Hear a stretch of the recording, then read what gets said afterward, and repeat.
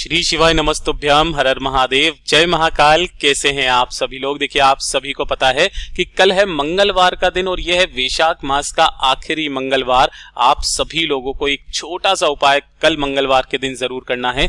त्रिशूल वाला उपाय बिना किसी को बताए ये उपाय करना है। आपके घर के सारे संकट तो दूर होंगे ही होंगे। अगर आपके परिवार में कोई व्यक्ति है बहुत ज्यादा बेचैन रहता है, सोचता रहता है, तबीयत सही नहीं रहती है, चाहे वो बच्चा हो या कोई व्यक्ति हो, उसके लिए अगर आपके घर पे आए दिन कोई ना कोई संकट लगा हुआ ही रहता है, कोई ना कोई समस्या बनी हुई रहती है, कोई कामना आपकी पूरी नहीं हो रही है ना, तो मंगलवार का ये इतना बड़ा दिन है, इस दिन आपकी समस्त कामनाएं पूरी जरूर होती है।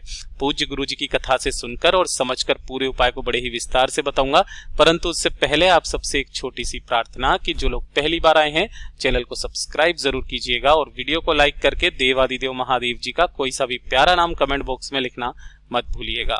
इस पूरे वीडियो में हम 4 महा उपायों के बारे में बात करेंगे, जिसमें तीसरे नंबर का उपाय सुने बिना मत जाइएगा। ध्यान से सुनना, समझने की कोशिश करना। सबसे पहले बात करते हैं पहले वाले उपाय की। पहला वाला जो उपाय है वो आपको त्रिशूल वाला उपाय करना होगा। ध्यान से सुनिएगा कैसे करना है।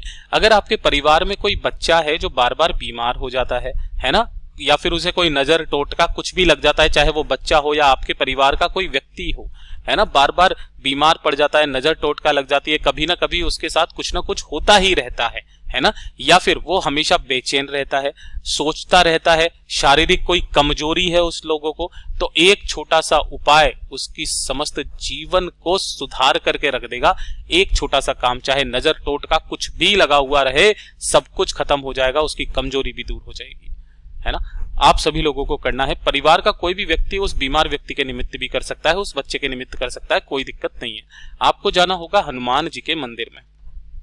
कब जाओगे? मंगलवार के दिन।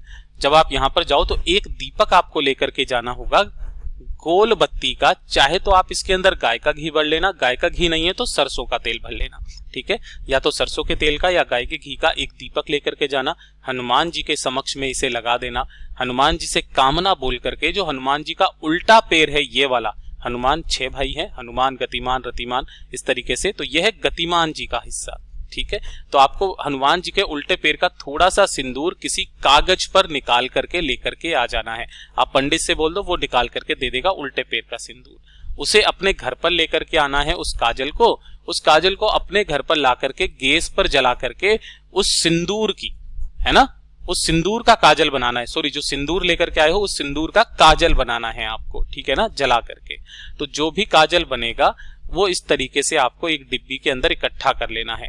ये चीज ध्यान रखना, ये जो सिंदूर आप लेकर के आओगे ये सिर्फ मंगलवार के दिन लेकर के आओगे, ठीक है। जो भी आपने यहाँ पर कालोज जमा करी है, इसी के अंदर थोड़ा सा गाय का घी मिला लेना, गाय का घी। और जो भी बच्चा है, व्यक्ति है, बीमार रहता है, बेचैन रहता है, उसके सीने पर आपको इसी कालोज से छोटा सा, ज्यादा बड़ा भी नहीं, छोटा सा एक इस तरीके से त्रिशूल बनाना स्टार्ट कर दीजिए। मंगलवार के दिन पहले दिन आप करना और उसके बाद में लगातार आप 7 दिन करके देख लीजिएगा। पूज्य गुरुजी ने कहा 8वें दिन से उस व्यक्ति के शरीर में जो स्वास्थ्य में जो सुधार आने लगेगा, उसके नेचर में जो सुधार आने लगेगा, उसके स्वास्थ्य में जो ताकत आएगी, जो बेचैनी है वो भी दूर हो जाएगी। आप देख करके अचंभित रह जाओगे इस चमत्कार को। केवल मंगलवार के दिन करना और उसके बाद में लगातार, फिर चाहे आप इस त्रिशूल को किसी भी दिन बना लेना, कोई दिक्कत नहीं है। आपको उस डिब्बी में भर करके उस कालोज को रख लेना है। पूज्य गुरु जी का बहुत अद्भुत और अचूक उपाय है, जरूर कीजिएगा। और ये जो दूसरा वाला उपाय है ना, मनोकामना पूर्ति का, इसे करना मत भूलिएगा, है ना। यह है आपके हृदय की बात, कोई इच्छा, कोई विशेष मनोकामना आपकी पूरी नहीं हो रही है ना, तो मंगलवार के दिन का मैं बहुत बार बता चुका हूं, फिर से वापस बता रहा हूं, 11 पीपल के पत्ते लेना। कितने? 11 पीपल के पत्ते आपको लेने हैं, जो कहीं से भी खंडित ना हो। इसी के साथ में अगर आपको लाल चंदन मिल जाए तो लाल चंदन ले लेना, वरना जो हनुमान जी को नारंगी सिंदूर चढ़ाया जाता है, नारंगी सिंदूर ले लेना, ठीक है ना। और थोड़ा सा लेना होगा आपको कलावा या मोली, जो लाल रंग का धागा होता है, इस तरीके से धागा ले लेना, सूती, है ना। मंगलवार के दिन आपको क्या करना है, जितने भी आपने पीपल के पत्ते लिए हैं उन सभी के ऊपर या तो आप श्री राम लिख दो, है ना, या फिर आप सीताराम लिख दो, राम लिख दो, जो भी, जय श्री राम लिख दो, जो लिख सको, राम जी का नाम आपको लिखना है, ठीक है ना, 11 के 11 पत्तों पर। और इन 11 पत्तों की बनानी होगी आपको माला। है ना। माला में जो धागा आपने जो लाल कलर का धागा लिया है ना, उसको इस तरीके से लेना, जो पीपल का पत्ता है उसे आपको इस तरीके से यहां पर ऐसे करके लगा देना है, ठीक है ना। इस तरीके से लगाते चले जाना है। जिसके ऊपर भी आपने क्या किया हुआ है, इस तरीके से ये जो पीपल का पत्ता है जिस पर आपने राम लिखा हुआ है, ऐसे करके यहां से अंटा लगा देना, दूसरा वाला पत्ता यहां पर लगा देना कुछ इस तरीके से, ठीक है। ऐसे करके लगाते चले जाना, जिस पर भी राम लिखा हुआ है ऐसे करके अंटा लगाते चले जाइए और पूरी की पूरी माला बना लेना। जो ये माला बनेगी, एक गाय के घी का या फिर सरसों के तेल का या चमेली के तेल का दीपक लेकर के और इस माला को लेकर के हनुमान जी के मंदिर में पहुंच जाना। और जैसे यहाँ पर पहुंचोगे, पहले आपको एक दीपक जो आप लेकर के आए हो हनुमान जी के समक्ष में लगाना और अपनी मनोकामना कह करके उन 11 पीपल के पत्तों की माला हनुमान जी के गले में ज्यों क्या त्यों ही आपको पहना देना है। पूज्य गुरुजी ने कहा कि इस वाले उपाय को करने का क्रम देखिए, चाहे कितनी भी बड़ी मनोकामना क्यों ना हो, उपाय करने का एक नियम होता है 11 मंगलवार का, 3 महीना। पूज्य गुरुजी ने कहा 90 दिन के अंदर अंदर चाहे कितनी भी बड़ी मनोकामना क्यों ना हो, आपकी वो कामना निश्चित रूप से पूरी होती है। पूज्य गुरुजी का इतना अद्भुत और अचूक उपाय है, जरूर कीजिएगा। बात कर लेते हैं तीसरे वाले उपाय की। तीसरा वाला उपाय किन लोगों को करना है? ये जो तीसरा वाला उपाय होगा, ये आपके घर के सारे संकट, घर के जितने भी सारे संकट होना, उस सारे के सारे संकट एक ही दिन में खत्म हो जाते हैं। संकट मोचन वाला ये उपाय आपको करना है। आपका जीवन ना सुधर जाए, घर में सुख शांति समृद्धि क्लेश धन किसी भी चीज की समस्या क्यों ना हो, चाहे शत्रु ना हो, सब कुछ खत्म होगा। पंचमुखी जी वाला ये वाला उपाय है। अब काफी सारे लोगों ने इनके बारे में कथा में भी नहीं सुना होगा।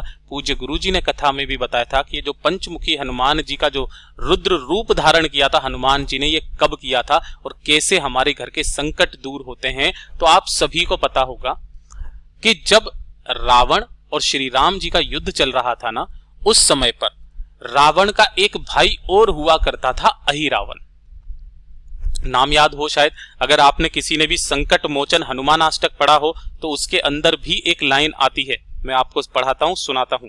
बंधु समेत जबे अहिरावण ले रघुनाथ पताल सिधारो, देवही पूजी भली विधि सो बलि देव सबे मिली मंत्र विचारो, जाय सहाय भयो तबहि अहिरावण सैन्य समेत सहारो, को नहीं जानत है जग में कपि संकट मोचन नाम तिहारो। तब उस युद्ध के दौरान अहिरावण ने क्या किया था, राम जी और लक्ष्मण जी को उठा करके पताल लोक में लेकर के चले गए थे।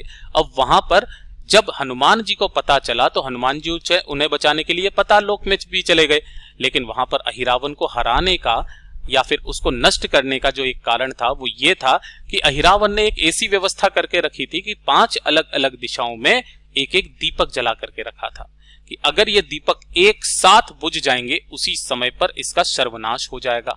तब हनुमान जी के पास जितनी विद्या, जितना बल, जितनी ताकत थी, वो सब कुछ लगा करके उन्होंने इस तरीके से पंचमुखी हनुमान जी का रूप धारण किया था, जिसमें से पहला मुख वराह, दूसरा मुख गरुड़, तीसरा अपना खुद का था, चौथा नरसिम्हा और 5वां अशोका।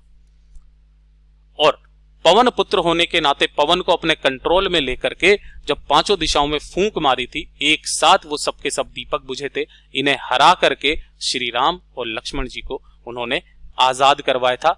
इसीलिए कहा जाता है कि अगर आपके परिवार में किसी भी तरीके का संकट है ना, तो पंचमुखी हनुमान जी का ये वाला उपाय करना बिल्कुल मत भूलिएगा। आपको क्या करना है, एक लेना है पान का पत्ता, ठीक है, मैं ऐसे ही बता देता हूं।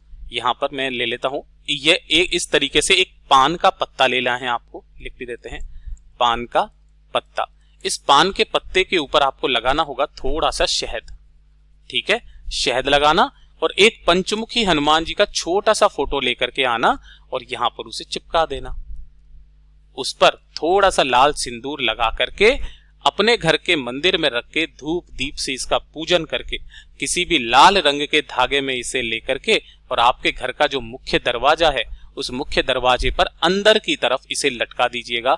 कभी कोई शत्रु परेशान नहीं करेगा, जितनी नेगेटिव एनर्जी होगी वो आपके घर से दूर चली जाएगी, आपका जीवन सुधर जाएगा, परिवार में सुख शांति समृद्धि बनने लगेगी। पूज्य गुरु जी का बहुत अद्भुत और अचूक उपाय है जरूर कीजिएगा। अब बात कर लेते हैं चौथे वाले उपाय की, जो कि मंगलवार के दिन का सबसे बड़ा उपाय है, धतूरे के फल वाला उपाय। अगर आपके कार्य बनते बनते बिगड़ जाते हैं, चाहे शादी का हो, चाहे नौकरी का हो, जीवन में सफलता हासिल नहीं कर रखी हो, या फिर आप स्ट्रगल कर करके परेशान हो गए हो, बहुत सारी मेहनत कर ली, सब कुछ करके देख लिया, तो ये एक धतूरा लेना, इसे फोड़ करके इसके अंदर का ये जो बीजों वाला फल होता है इसे निकाल लेना। इसे निकाल करके 1 लोटा शुद्ध जल अपने घर का ले लेना और इसे लेकर के पहुंच जाना हनुमान जी के मंदिर, महादेव जी के मंदिर में शिवलिंग के पास। उत्तर दिशा की तरफ मुख करके खड़े हो जाना, दाहिने हाथ में उस फल को रख करके, बीजों वाले फल को रख करके शिवलिंग के ठीक ऊपर यहां पर आपको समर्पित कर देना है अपनी कामना कहते हुए, और जो 1 लोटा शुद्ध जल लेकर के आए हो इन्हीं बीजों के ऊपर आपको समर्पित कर देना है। ओम नमः शिवाय, श्री शिवाय नमस्तुभ्यं पंचाक्षरी मंत्र या षडाक्षरी मंत्र का स्मरण करते हुए।